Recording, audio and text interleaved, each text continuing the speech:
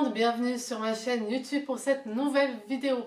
Aujourd'hui, je suis ravie de vous retrouver. On va parler de mon enfant a su qu'il va devoir se faire opérer et il réagit mal. Que puis-je faire pour l'accompagner au mieux et le comprendre?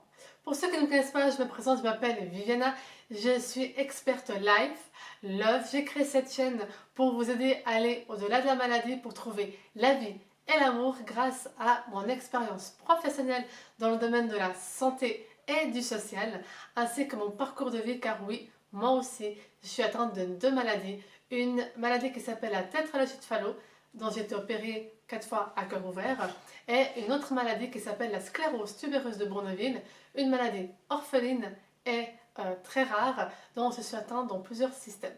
Et c'est pour ça que j'ai créé cette chaîne. C'est pour ça aussi que j'ai été soutenue et je suis soutenue encore aujourd'hui grâce à mes médecins, à mes spécialistes qui me poussent à partager avec vous toute mon expérience de vie pour que vous puissiez aussi aller au-delà de la maladie comme j'ai pu le faire, défier la médecine, revenir de l'au-delà pour vous témoigner et vous donner toutes les astuces nécessaires pour aller au-delà de la maladie et vous aider à vraiment vous libérer, à vous guérir parce que c'est possible de guérir et vous transmettre tous les outils pour trouver la vie et l'amour.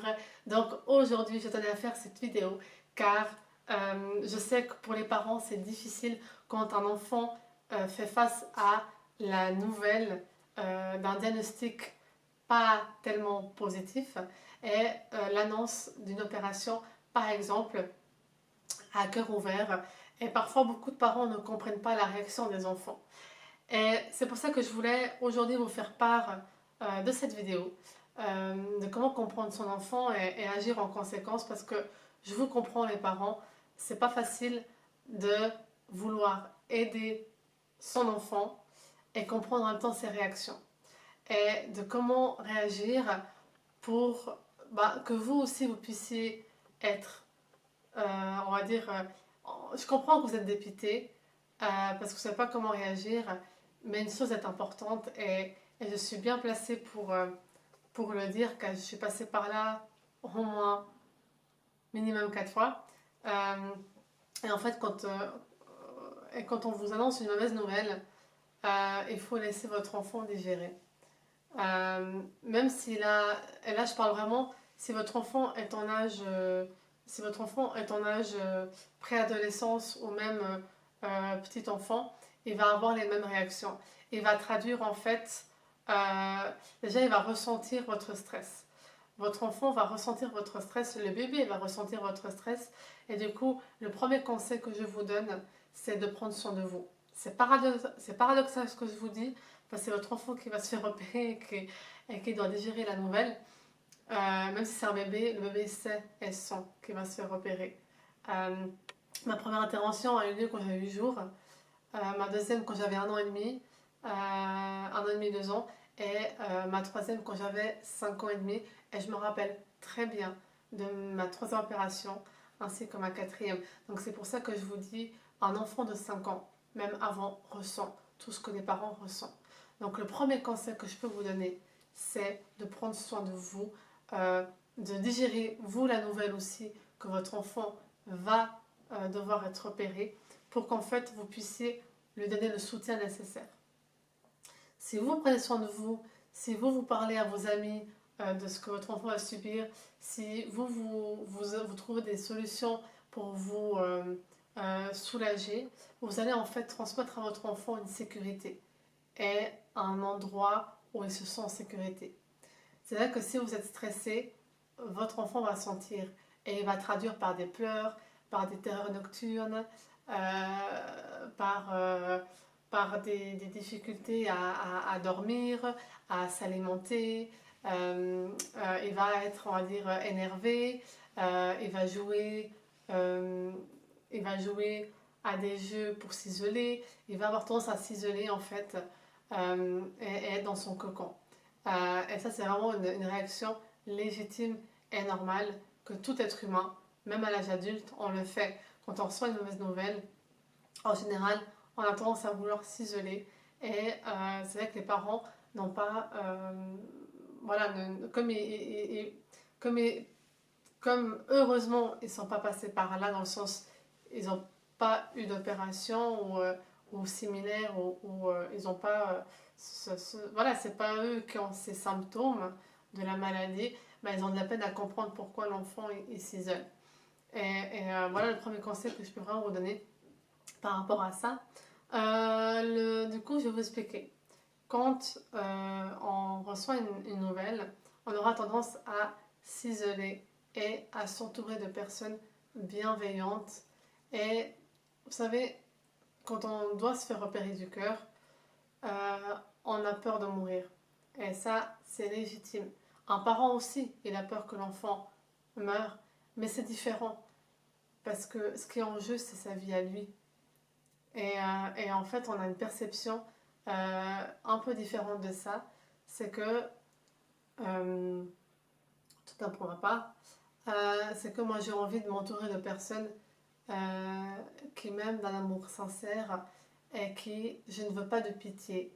Je ne veux pas de personnes qui me parlent tout le temps de la même chose.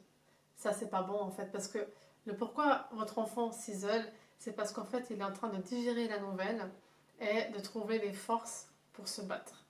Et c'est vrai que s'il y a des éléments perturbateurs qui viennent perturber son isolement, ça va en fait faire que retarder le deuil. Enfin, c'est une forme de deuil. On doit faire le deuil de, bah, voilà, on va se faire repérer et on ne sait pas ce que ça va donner.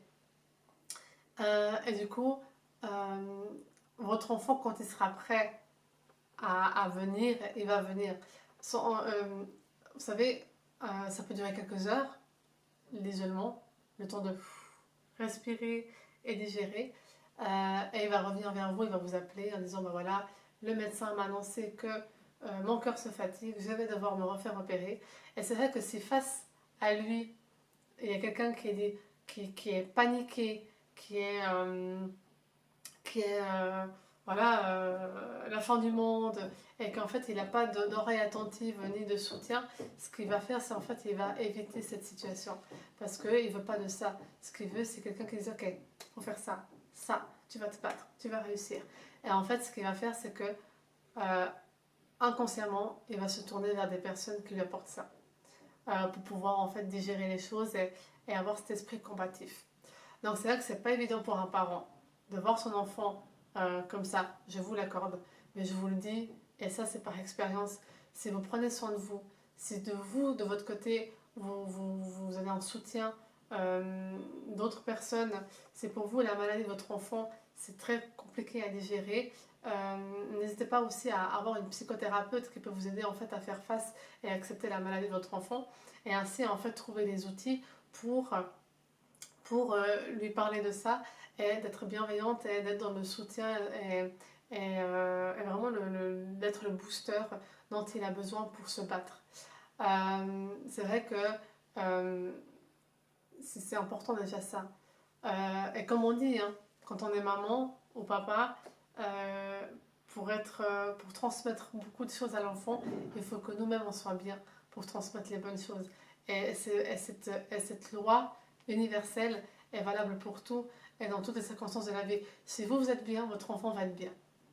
Malgré ce qu'il doit vivre, malgré ce qu'il doit traverser comme obstacle dans une intervention, dans une maladie, si vous êtes bien, lui il va être bien parce que vous êtes son pilier en fait.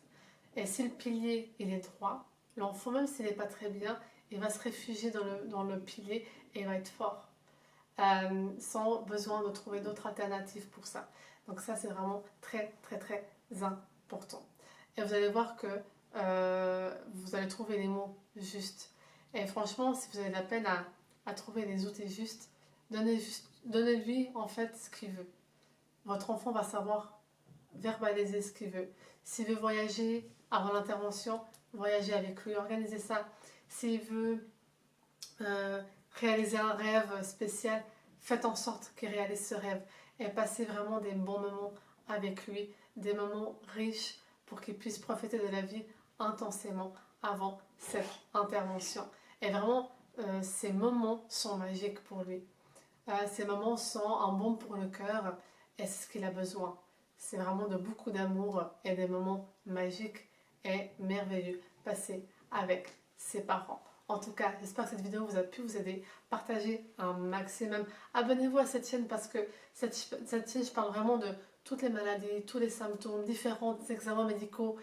J'apporte vraiment toute mon expertise professionnelle ainsi que mon parcours de vie. Ça fait 31 ans que je suis là-dedans, comme Obélix. Et si je peux vous aider, tant les parents, tant que les personnes qui sont atteintes, même les personnes médicales, parce que je sais que cette chaîne est vue par de nombreux médecins de jour en jour, ça atteint de plus en plus de médecins, et c'est vraiment un ravi que j'ai de partager tout ça avec vous et de vous aider, parce que le but c'est vraiment d'aider tout le monde à aller au-delà de la maladie pour trouver la vie et l'amour. En tout cas, abonnez-vous, laissez un commentaire et un petit like. Ciao, ciao, à la prochaine.